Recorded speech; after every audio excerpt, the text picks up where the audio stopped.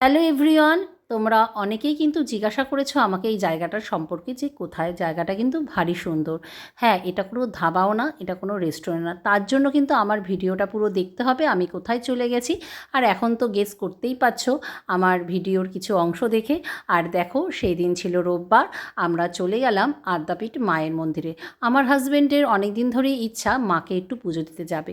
নানা রকম পরিস্থিতি, সমস্যার, সব কিছুই বলতে পারো, সব কারণেই কিন্তু যেয়ে উঠে হচ্ছিল না মায়ের কাছে।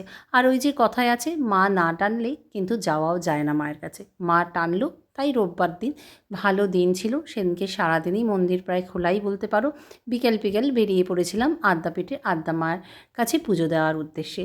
আর দেখো, এদিকে আদ্যাপীঠের মন্দিরে ঢুকতেই একদম গেটের পাশেই যেই দাদার দোকান থেকে আমরা এই মোটা মালাটা নীলকণ্ঠের সেদিনকে ইচ্ছা হলো মাকে পরাবো বলে, আর উনিও বলল পরাও। আর একটা মাকে শাড়ি দিয়ে পুজো দেবো বলে শাড়ি পছন্দ করছিল। আর দেখো, মালাটা নিয়ে নিলাম। মালাটা কিন্তু ভারী সুন্দর লাগছে, তাই না বলো? উনিও বলল আজকে নেন, এই মালাটা কিন্তু মাকে পরাবেই। আর এই দেখো সেই জায়গাটা, যেই জায়গাটা তোমাদের আমি শেয়ার করেছিলাম, দেখতে পাচ্ছ? এটা তখন বিকেল, আর সন্ধ্যার সময় লাইটগুলো যখন জ্বালিয়েছিল, ভারী কিন্তু সুন্দর লাগছিল পরিবেশটা, তাই না বলো?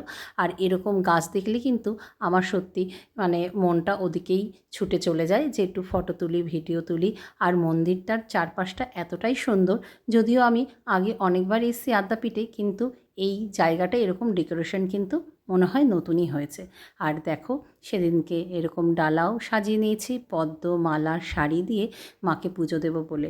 আর আমার হাজব্যান্ড তো তোমরা সবাই জানো ভিডিওর সামনে আসতেই চায় না।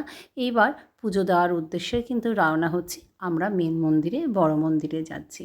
দেখো, এরকম চারপাশে আরও অনেক রকম শিব ঠাকুর, নানা রকম মূর্তি আছে। এই যে চলে আসলাম মেন মন্দিরে। মেন মন্দিরে পাশ দিয়ে চলে যাব এবার ডালা দিতে। তারা টোকেন দেবে, তারপরে কিন্তু প্রসাদ নেওয়ার ব্যবস্থা আছে। আরতি হবে, মাকে শাড়ি পরানো, সবটাই কিন্তু তোমাদের সাথে শেয়ার করব। আর এরকম মায়ের কাছে গেলে মনটা কিন্তু ভারী শান্ত হয়ে যায়। আর মাঝখানে যা ঝড়ঝাপটা যাচ্ছে, মায়ের শরীর খারাপ, সব মিলেমিশেই কিন্তু আমি মায়ের কাছে চলে এসেছি মাকে একটু পুজো দেবো বলে।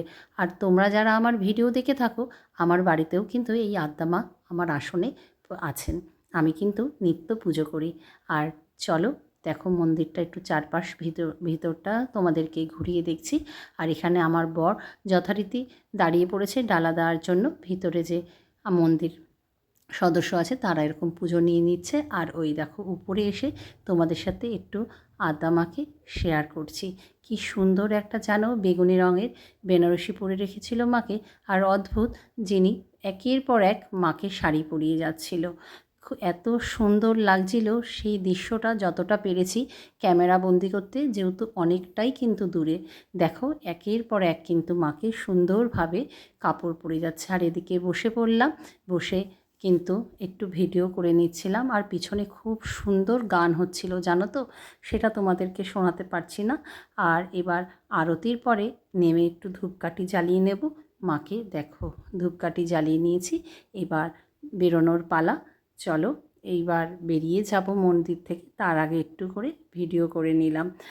আর দেখো, এইবার সন্ধ্যাবেলায় জায়গাটা কী সুন্দর লাগছে বলো। তাই এত সুন্দর তোমাদেরকে না দেখে আমি থাকতেই পারলাম না। তাই তাড়াতাড়ি করে আমি চট করে ক্যামেরা বন্দি করে নিলাম।